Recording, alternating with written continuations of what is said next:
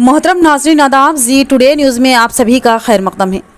बोधन हलक़े के एक मारूफ सियासी शख्सियत अहमद बिन मोहसिन उर्फ याबा किसी तारुफ के मोहताज नहीं।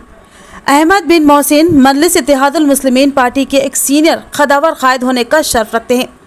उनकी आवाम के तई बेलौस खिदमात को कभी भी फरामोश नहीं किया जा सकता।